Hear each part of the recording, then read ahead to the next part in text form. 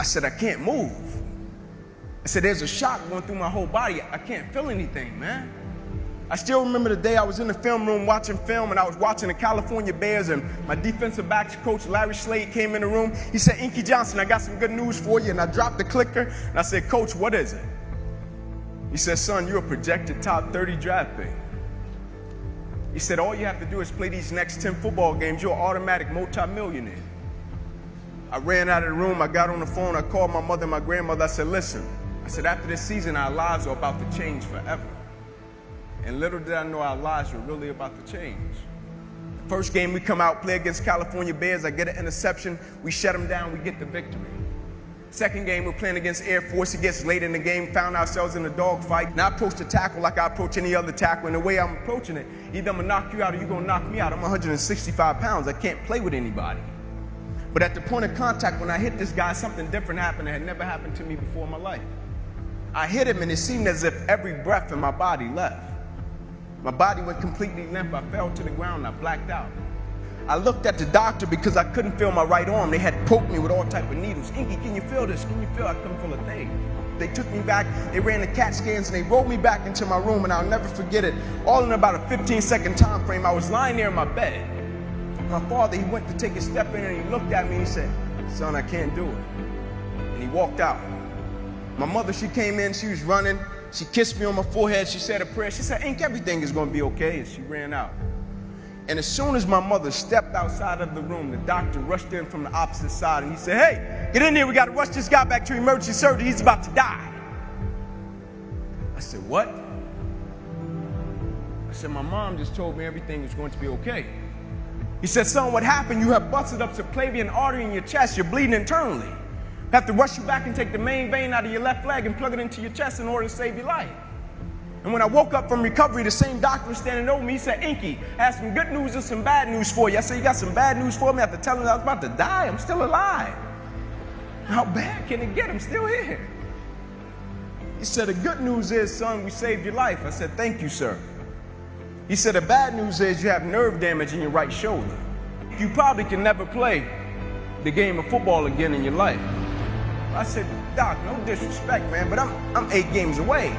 I've been working for this ever since I was 7 years old, Doc. There's no way. God, not now, God. Like, let me make it to the NFL so I can help my family first. Like, we miss meals. I said, there's no way. I never cheated. I never cheated myself. I gave everything I had to it, and I respected it. I never cheated. There's no way that my career can be over. I said, send me up to the Mayo Clinic. And after several visits, I'll never forget, this is when reality set in. It was me, my mother, my father in the room, and the doctors came in. They said, Inky Johnson, here's the deal. They said, son, we hate to tell you, but your arm, it would never be the same again. Your hand, it would never be the same again. Son, you can never play the game of football again. They said, son, here are your surgery options. We could take a muscle out of the back of your left leg, plug it into your right arm, but there's a possibility that you'll be left with the weak left leg and the weak right arm the rest of your life. Or we could take a nerve out of your left arm, reroute it up to your chest, down into your right arm, but there's a possibility that you'll be left with 2 weak arms the rest of your life. Or we could take a nerve out of your left rib, reroute it up to your chest, down into your right arm, but there's a possibility that you'll be left with a breathing problem and a weak right arm the rest of your life. By the way, tell us what you want to do in the morning. And the next morning, I walked into the doctor's office. They said, son, what option did you choose? I said, no disrespect to you, doc. I'm not choosing an option. My situation is out of your hands. I said, no disrespect to you, doc. Cut me where you got to cut me. I said, I know I will come out of this situation okay. As I stand right here on this stage before you today, they cut me 6 times down my left thigh. They cut me 2 times across my right rib. They cut me 2 times across my right pec. They cut me 1 time across the left side of my neck, 1 time across the right side of my neck. They cut me from the bottom of my armpit all the way down to the bottom of my hand. And after they got through cutting on me, they said, son, you're going to be in this hospital for the next 40 days. I walked out of the hospital on the 3rd day. They said, you broke a record. How did you do it? And I said, first and foremost, the thing I want y'all to understand, I will never let a circumstance or a situation define my life.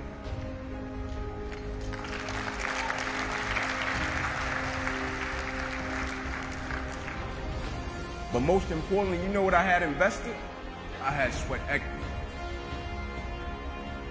I had been working my whole life. And what I didn't understand, by being determined to chase something, by being committed to it, and what commitment is staying true to what you said you were going to do long after the mood that you have set it in has left. You see, people think commitment is saying, yes, I'll do it on the days when it feels good. But I had been committed to everything that I ever started in my life, and I never stopped and I never quit it. And so by being committed to everything that I started, I finished it. It built a certain type of spirit. It built a certain type of mentality. It built a certain type of individual. And so now I couldn't quit even if I wanted to. I couldn't lay in the bed even if I wanted to. I couldn't stop even if I wanted to. I had too much sweat equity in my life and everything that I was doing.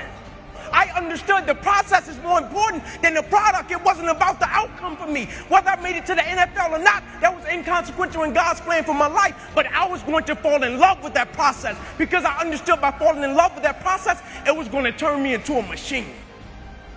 A lot of people need a little extra money to get motivated. A lot of people need, whatever the case may be, a little bonus to get motivated. I don't need anything but breath in my body and life. And every day I wake up, I understand I got 2 children depending on me. I understand I got a wife depending on me. I understand I got a world that needs me. The reason I go at life with the passion and the zeal that I go at it with is because I understand every day of my life is somebody in the world that is dependent on me. It may not be you, and if it's just about you, you're in trouble because I'm telling you, you're going to hit something in life that's a lot tougher than you, and it's going to test your will and it's going to test your heart. And if it's just about you and if it's just about the product, it will crush you. Every day I get up, I understand it's somebody in the free world that's looking at me to see if I'm going to keep going. And so I can't quit. And so I went back to school the next week after they had just saved my life. I was back in class. I had to learn how to write all over again. Had to learn how to walk all over again. Had to learn how to tie my shoe all over again. Had to learn how to bathe all over again. Had to learn how to live life all over again. Never one time did I say, let me go home. I need a break. You see, the thing we have to understand about everything that we're a part of, first and foremost, it's a blessing by God.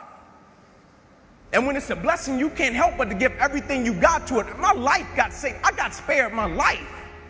I almost died. The doctor came to me on the field. He was on one knee and he grabbed my wrist and he said, son, you don't have a pulse. I don't even know how you're still living. The thing about it, my wound, like you can see this. You can see my arm. My wound is visible. But it's a lot of people in this room that are wounded and you can't see it. And it's internal. And so the opportunities that we pass up to be a blessing to other people, we can save their life with just one encounter. In my last doctor visit, they came to me and they said, sorry, Inky Johnson, you will never be able to use this arm or hand again in your life. I said, no disrespect to you, doc, but I will use this arm and this hand every day for the rest of my life by the way that I live my life. Every day I'm going to impact someone's life. Every day I'm going to empower someone. Every day I'm going to inspire someone. Every day I'm going to encourage someone.